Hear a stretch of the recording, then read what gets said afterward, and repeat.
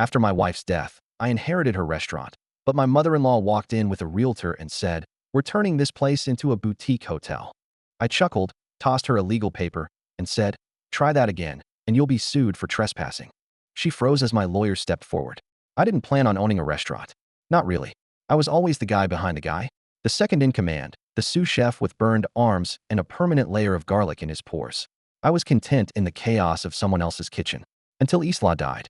We'd been married for 13 years. She was the heart and soul of that place, the face of the restaurant. People came in for her smile before they ever tasted the crab bisque or the sweet potato ravioli. She used to float through the dining room, talking to tables like she'd known everyone since high school. Asheville was like that.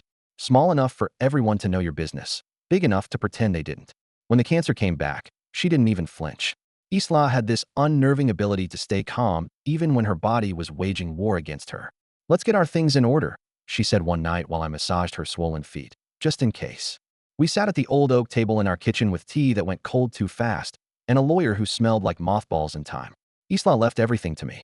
The restaurant, the apartment above it, the bank accounts, her grandmother's rings. She said it plain and simple. "You built this with me. You finish it for me."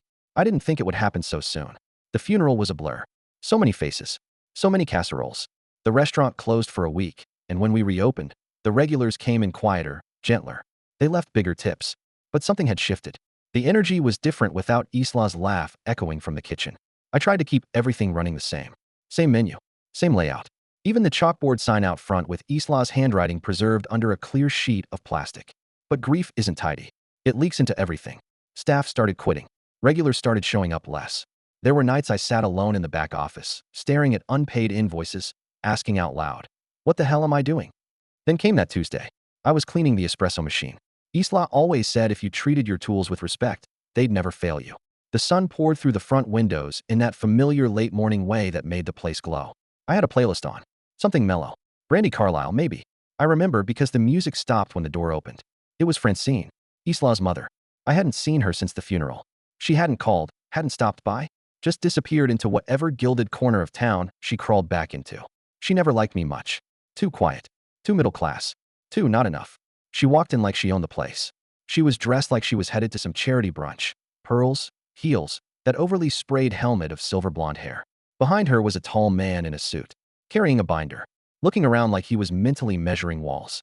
I was wiping the machine down when she stopped at the counter. She smiled. It didn't reach her eyes. "Alan," she said, like it was an inconvenience to remember my name. I didn't say anything at first. I just looked at her, then at the man beside her, then back at her. "We're turning this place into a boutique hotel," she said. Like that. No greeting. No "how are you holding up?" Just a statement. My stomach didn't drop. It turned to stone. I blinked slowly. "We?" She gestured to the man beside her. "This is Brent. He's done some incredible properties downtown. This location has potential. The restaurant would make a lovely reception space. Maybe even a rooftop bar." I set the towel down gently. "Francine," I said, and my voice was even. Tired, but steady. "You don't have any claim to this property." Her smile didn't falter. "I'm Isla's mother, and I was her husband."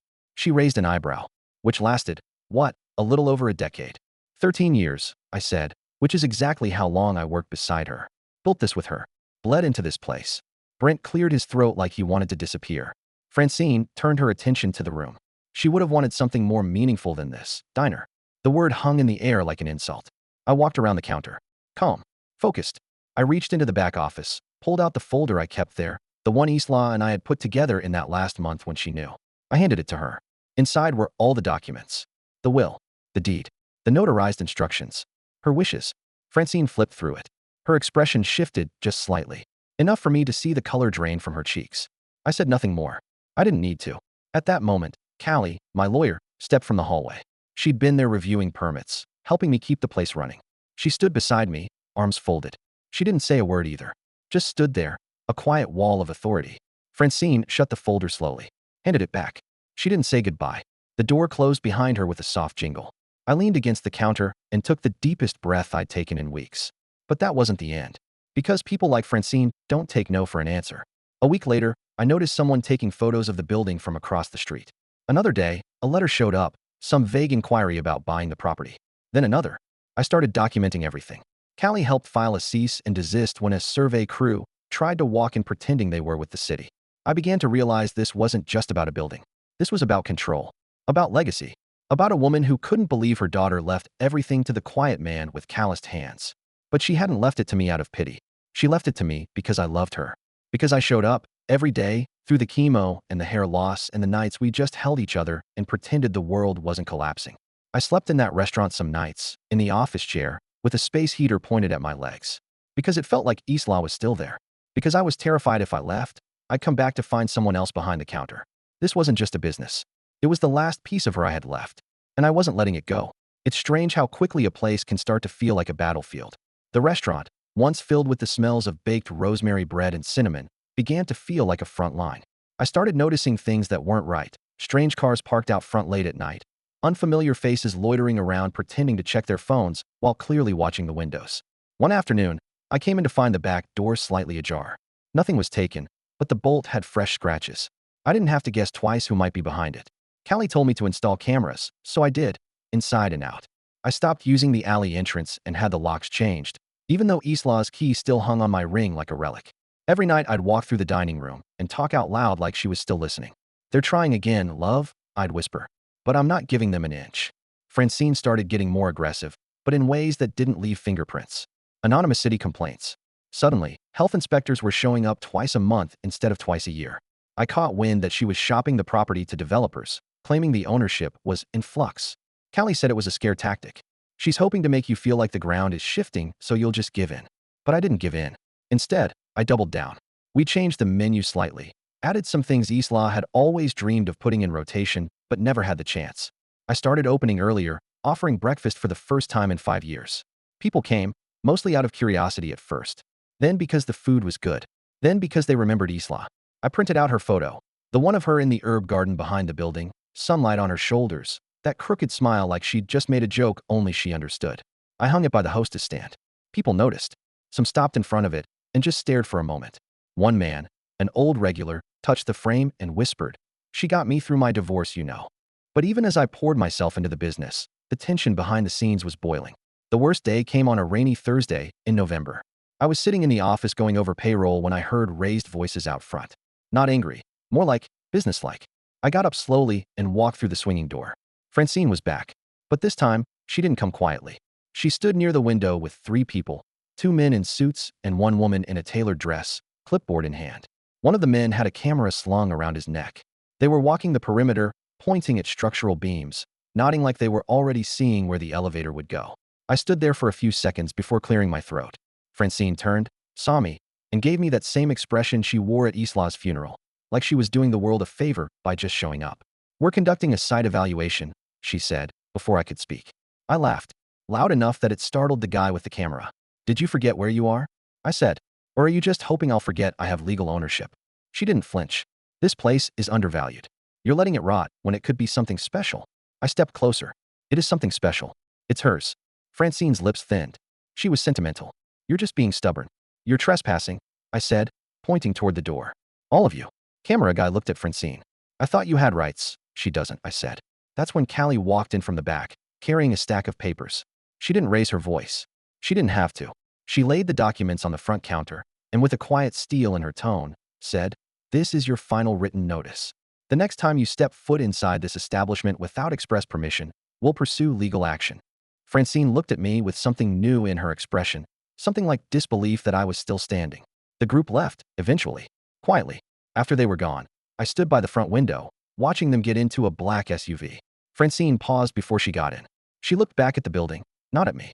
And for just a moment, she looked like she might cry. But then the door shut, and the car pulled away. I didn't feel victorious. I felt tired. That night, I sat alone in the office, lights off, listening to the soft hum of the cooler. I pulled out Isla's old journal, the one I hadn't been able to open in months. Her handwriting was slanted, a little messy. I flipped through pages until one caught my eye. It wasn't a recipe. It wasn't a to-do list. It was just a sentence. "Don't let anyone tell you this place doesn't matter. It matters because it holds people." I ran my fingers over the ink. I don't know why it hit me so hard, but I felt something unravel inside me. Not grief, not rage, just a quiet, aching sense of purpose.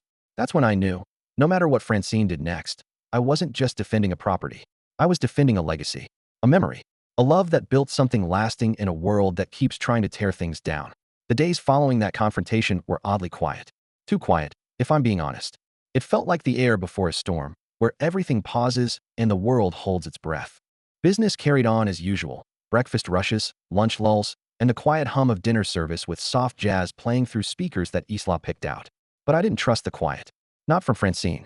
One evening, just after closing, I stayed behind to do some deep cleaning. The kind of work you only do when your mind needs something physical to focus on. Scrubbing grout with a toothbrush. Organizing pantry shelves that had been fine the way they were for years. I had the front doors locked and the lights low, only a lamp in the back casting a warm cone over the counter. That's when I noticed it. An envelope slid under the front door. I walked over slowly, picked it up, turned it over. No name on the front. No return address. Just a thick cream-colored envelope, sealed with a gold sticker like something from a wedding invitation. I peeled it open with one finger, already knowing it wouldn't be good. Inside was a letter. Typed. Cold. Dear Mr. Lawton, we are writing to inform you that the property located at 142 Brookview Avenue has been formally appraised and approved for conditional rezoning under the City of Asheville's Special Use Permit Code. This letter serves as a formal notice of interest in future acquisition on behalf of Ms. Francine Webb. We encourage you to consider voluntary negotiation before the filing of eminent domain proceedings becomes necessary. Respectfully, White and Wallace Development Group. My blood ran cold. Eminent domain. The phrase punched me in the chest. I sat down hard on one of the bar stools, the letter crumpling slightly in my hand. I stared at the words, my vision blurring at the edges. I could hear Isla's voice in my head. People with money don't fight fair, Alan. That's why we plan ahead. And we had. She protected the place legally. I knew that. But the loopholes they could exploit, the pressure they could apply. It wasn't about legal ownership anymore. It was about who could outlast who. I took the letter to Callie the next morning. She read it silently, then handed it back without blinking. It's posturing, she said. They'd need a much stronger case to push eminent domain through, especially for private development. But they're hoping to rattle you. They're doing a damn good job, I muttered. Callie looked at me for a long moment. Then let's rattle them back. Over the next few weeks, we went public. Quietly at first. A feature in a local newspaper about small businesses and grief. A radio segment with a friend Isla had worked with during her charity events. We didn't mention Francine by name, but we painted a picture. The community responded. Old customers returned. Some just wanted to leave a note on Isla's chalkboard. Some brought flowers. One woman came in with her teenage son and told me how Isla had helped her through a miscarriage years ago by just listening over tea. We started selling more plates than we had in months. But that didn't stop Francine. I caught her outside the building one morning, talking to a man in a blazer who had a clipboard in hand. I didn't confront her that time. I just watched from the window as she pointed at the brick facade like she was choosing where the windows would go for her imaginary hotel suites. A few days later, a fire inspection happened. Random, they said. Routine. Then someone from zoning dropped by to question whether our dumpster placement violated historic district guidelines. It didn't, but they cited us anyway. Callie filed appeals.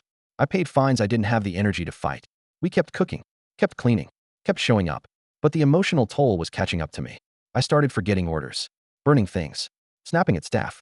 One night, I found myself yelling at Robbie for putting parsley on the trout when Isla used to prefer chives. I stopped myself mid-rant and just walked out back. The cold hit me like a slap. I sat down on the steps behind the kitchen, head in my hands, breathing hard. It was quiet for a minute. Then I heard the door creak behind me. It was Margot, our newest waitress. Barely 20. Fierce in a soft-spoken way. She sat down next to me, offered me a cigarette even though she didn't smoke either. We just sat there, passing it back and forth, pretending it helped. After a few drags, she said, she'd be proud of you, you know. I didn't answer. She would, she said again. Not just for fighting, but for staying. That stayed with me. Not the fighting, the staying. There's something sacred in just staying when everything around you tells you to quit. When you could walk away. Sell. Leave the memories behind. But instead, you stay. You fight the little fights. You mop the floors. You keep the espresso machine running. You unlock the door at dawn. I started sleeping better after that. Not a lot, but better. We added a weekend jazz night. An idea Isla had scribbled in the back of a notebook once and forgot about. I pulled her handwriting into the flyer. People noticed. Some cried. I got hugged more in those few weeks than I had my entire life. The restaurant wasn't just surviving anymore. It was pulsing again. Not with the same energy as when Isla was alive, but with something new. Something earned. And that's when Francine escalated again. The escalation came in the form of a lawsuit. Francine filed a claim against the estate. She argued that Isla had not been of sound mind when she signed over the business, that the cancer had impaired her judgment, that she had been unduly influenced by me. It was a knife straight through the chest. Callie warned me it was coming. This is her last card, she said. She knows she can't get the property legally, so she's trying to tarnish your name to cast doubt on everything. I didn't want to fight in court, not because I feared losing, but because the idea of putting Isla's final days under a microscope made me sick. The depositions, the questioning of her capacity, the suggestion that our love, our choices, were anything but real. It felt like another kind of death. But I also knew I couldn't let her win. So we fought. The case went public. The media loved it. Grieving husband, manipulative mother-in-law, a beloved local restaurant caught in the middle. But the town wasn't on her side. Not anymore. Letters poured in. Former employees, regulars, even nurses from the hospice center, all offering to testify that Isla was lucid, strong-minded, and completely aware of every decision she made until the very end. Callie assembled everything. Dozens of signed statements, video footage, Isla's journal entries, emails. But the piece that turned the tide, the final nail in the coffin, so to speak, was a voice memo. I didn't even know I had it.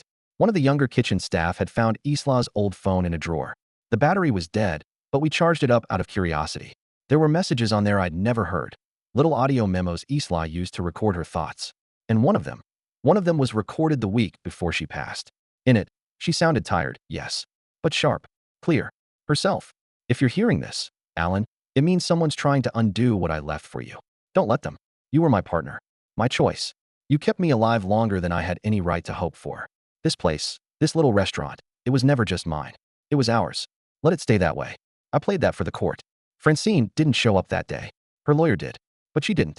The judge ruled in our favor. The claim was dismissed with prejudice, meaning she couldn't file it again. We retained full ownership. Every document Isla signed was upheld. And for added sting, the judge sanctioned Francine for legal harassment. She'd not only lost the case, she was forced to pay my legal fees. The day I got the check from her lawyer was the first time I laughed, really laughed, in months. Not because I needed her money, but because I knew she hated writing it. That her power was gone. That she'd been beaten by truth, not tactics. She never stepped foot in the restaurant again. But she did get one final look at it during our grand reopening. We'd spent months renovating, not to change Isla's vision, but to finally finish the things she never got around to. The rooftop garden she always dreamed of.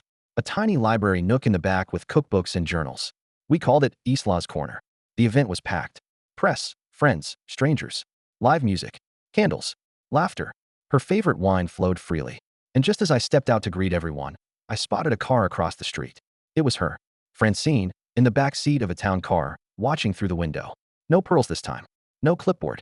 Just a woman who'd lost. Not just the legal battle, but the legacy. Because that belonged to me now. To the people. To Isla. I didn't wave. I didn't smirk. I simply turned around, walked back into the restaurant, and raised a toast. To the woman who built something worth fighting for. The crowd raised their glasses. And outside, the car pulled away.